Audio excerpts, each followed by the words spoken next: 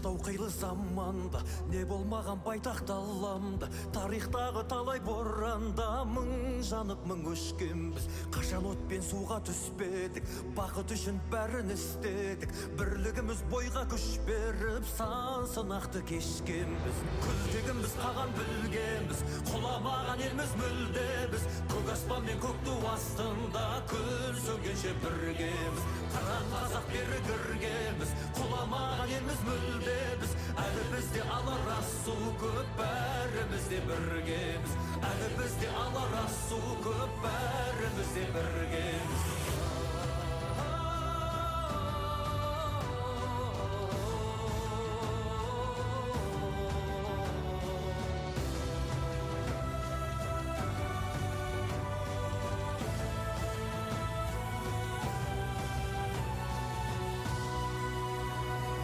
Жауған оқтан шықтық құламай, аштықтан да өттік жыламай. Бәйтерек боп биік сұламай, майыспадық сынбадық. Сынақ себеп емес кейеуге, тек тазалық болса пейілде. Қою қара түннен кейінде таң атады нұрланып. Күлтегіміз қаған білгенбіз, құламаған елміз мүлде біз. Көк аспан мен көк ту астында күн сөнгенше біргеміз. Қыран қазақ бері кіргенбіз, құламаған елміз мүлде біз.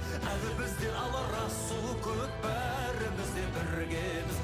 Әлі бізде алар асу көп, бәріміз де біргеміз.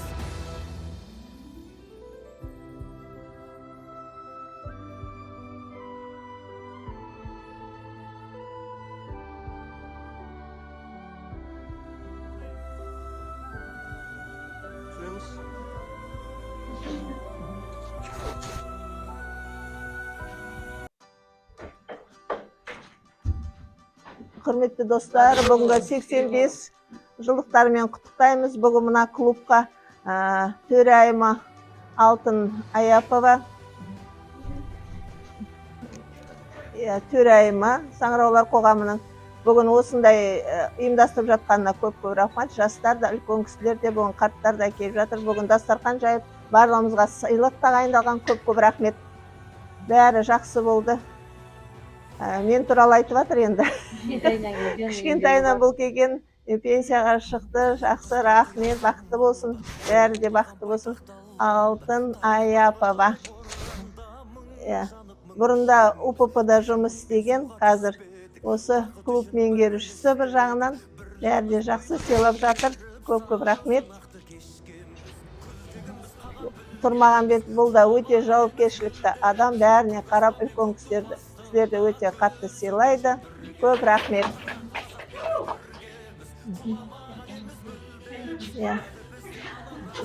Біздегі суда аудармашылар бар, біздің барлық жағдайымызға жасасын көмектесіп жүрген, бәріне де көп рахмет.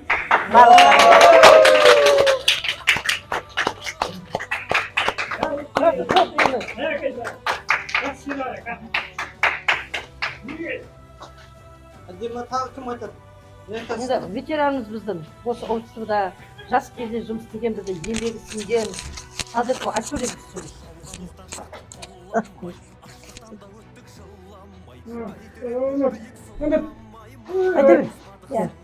Құрметті достар, бүгін сіздердің үлкен тойларыңызды мерекелеріңіз. Барлықтарыңызға мерекеңіз құтты болсын. Барыңа денсаулық тілеймін. Яғни осы Саңыраулар қоғамының ашылғанына 85 жыл. Сол 85 жылдың ішінде мен 22 жыл осы мекемеде мен жұмыс істедім. Яғни мен суда аудармашы болдым, зат клуб болдым. Сол кездегі менің алдымда болған жастар қазір бәрі де үлкен, немерелі, шөберелі болып жатыр. Бүгін барлықтарына қарттар күніне мені ардагер деп шақырғандарыңа көп рахмет. Барлықтарыңа тек өмірде тек жақсылық, сыйластық, сабырлық, табыстарың көп болсын. Отбастарың әрқашанда аман болсын. Еліміз тыныш заман болсын. Ешқандай соғыс болмасын. Бір-бірімізді сыйлап, құрметтеп, әрдайым кездескенде жылы болсын. Рахмет.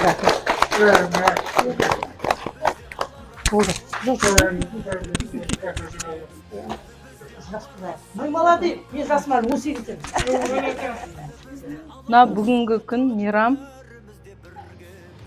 мүгедектерге 85 жылдығы юбилейі, соған қуаныштымыз. Бақытты болсын, қызықты болсын, барлығы қуанышты болсын, ауырмасын. Барлықтарың тату тәтті болсын, әлемнің барлығы тату тәтті, бақытты болсын.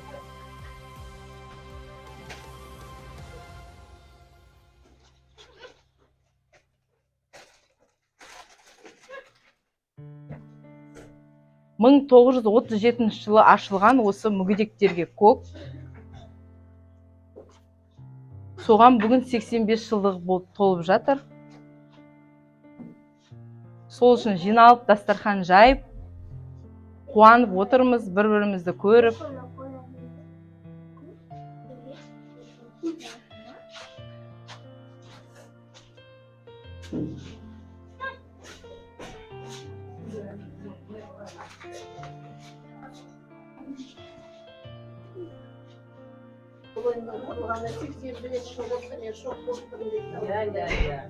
Осы уақытқа дейін 1937 жылдан бері осы уақытқа дейін 85 жыл болыпты. Соның бәрін ойласам шок болып жатырмын дейді. Мейрам біздің немізге обществомызда 85 жыл толып жатыр. Осы қоғамның барлық аудармашыларына көп рахмет, сурда аудармашыларына. Осы мүгедектердің барлығына көмектесіп жатқандарына, арнайы үкіметтен беріліп жатқан телефондарына көп рахмет. Қанша ауруханаларға, емханаларға апарып жатыр, көмектесіп жатыр. Сурда аудармашылардың бәріне көп рахмет. Мүгедектер қоғамында бүгін мейрам болып жатыр, 85 жылдық. Соған бәріміз қуаныштымыз, жайылған дастархан бәріне көп рахмет. Сурда аудармашылардың бәріне көп рахмет осы жайып берген дастархан үшін. Мектептегі мұғалімдердің бәріне де көп рахмет. Айтгүл апайға көп рахмет. Мектепте жұмыс істейтін. Қанша балдарға ән сабағын үйретіп жатыр, қанша тәрбие беріп жатыр. Көріп бәрін таңғалып жатыр, тамсанып жатыр дейді. Председатель Аяпова Алтынгүлге де көп рахмет, қанша көмек беріп жатыр. Барлықтарыңызға көп рахмет. Осы мүгедектер қоғамдығына бүгін 85 жылдық болып жатыр. Сол барлығына рахмет, көп үкіметтен беріліп жатқан пенсияға көп рахмет. Қанша мүгедектер жұмыс іздеді, барлықтарында қазір жұмыс бар. Жұмыспен қамтылып жатыр, енді 100% болмаса да дейді. Сурда аудармашылардың бәріне көп рахмет, Айтгүл апайға да рахмет көп. Қанша көмектесіп жатыр, қанша тегін тамақ беріліп жатыр, үкіметтен продукты беріліп жатыр. Соның бәріне көп рахмет. Бірақ болашақта осы мүгедектердің бәріне жұмыспен қамтылса дейді, үкіметтен көмек сұрап жатыр. Қазір тамақтың барлығы қымбат, сол үшін бізден көмек берсе дейді. Бір пенсияға өмір сүру қиын, пенсиямыз аз дейді.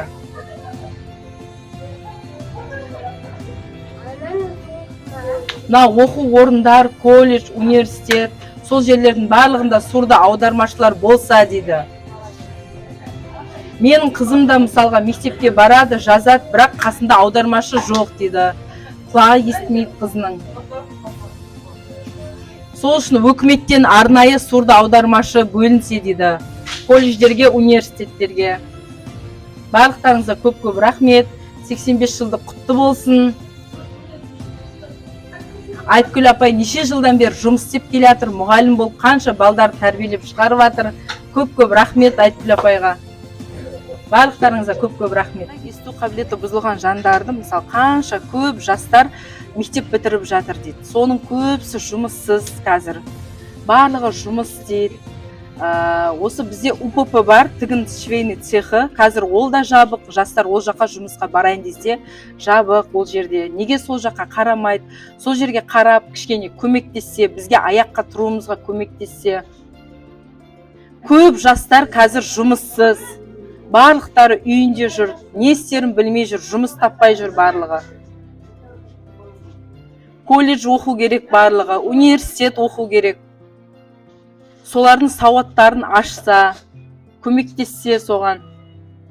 Аудармашысыз жүру өте қиын қазір, колледжде, университетте де. Үкіметтен арнайы сурда аудармашы берсе соларға, білімдерін арттырса, үйретсе барлығын.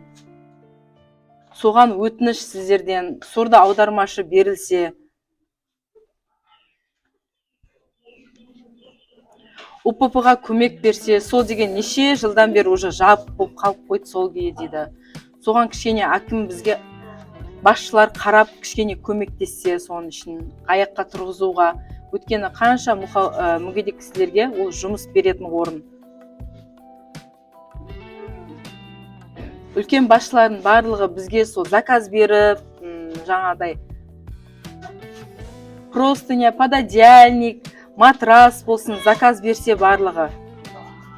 Қанша есту қабілеті нашар мүгедек кісілердің барлығы жүр, неше жылдан бері жұмысшы жүр барлығы, ше. Соған енді көмек берсе, өтініш сіздерден, соны аяққа тұрғызып, ашуына көмектессе. Есту, сөйлеу қабілетінен айырылған қабілетті мүмкіндігі шектеулі жандар. Қазір бұл ұйымның құрылғанда 85 жыл уақыт болса керек, өздерінің логотиптері Қызылорда облысының әкімдігінің яғни қолдауымен өтіп жатса керек. Бұл жердегі көптеген азаматтармен сұхбаттастық, өздеріңіз көрдіңіздер. Бұл әрине бұл кісілердің өтінішін, бұл кісілердің арманын, мақсатын жеткізу біздің арнаға бүгін бұйырыпты. Көзілдірік барынша көрсетуге тырысады. Айтып жатырмыз мүмкіндігімізше. Қазір кезде көп жастар мектеп бітіріп жатыр. Солардың барлығына аудармашы берілсе, барлығы колледж, университет соның барлығын оқыса, барлығында бірге аудармашы берсе. Мына қазір деген есту қабілеті нашар мұқаулар көп, солардың барлығына жұмыс беріп көмектессе. Бұрын СССР-дің кезінде мұқаулардың барлығында УПП кок цех болған. Енді қазір ол жабық. Неге? Заказ жоқ. Барлығы қазір тендермен. Сол үшін үкімет өздері арнайы көмектесіп, заказдар берсе, мұқаулардың барлық жағдайын жасаса, айлықтарын көбейтсе, пенсияларына кішкене ақша қосса. Неге? Қазір продукттың барлығы қымбат, свет газын барлығы төлеу керек. 50% жоқ мұқауларда. Почему? Оларда деген бір пенсияға өмір сүріп жатыр. Хотя бы ком услугасын 50% көмектессін. Жұмыс беріп көмектессін. Пенсияға кеткендердің барлығына бір жылда 2000 қоспасын, 10.000-нан 20.000-нан қосса болады ғой. Бәріне обал, жалқы, бәрінде не істейді, бір пенсияда отыр.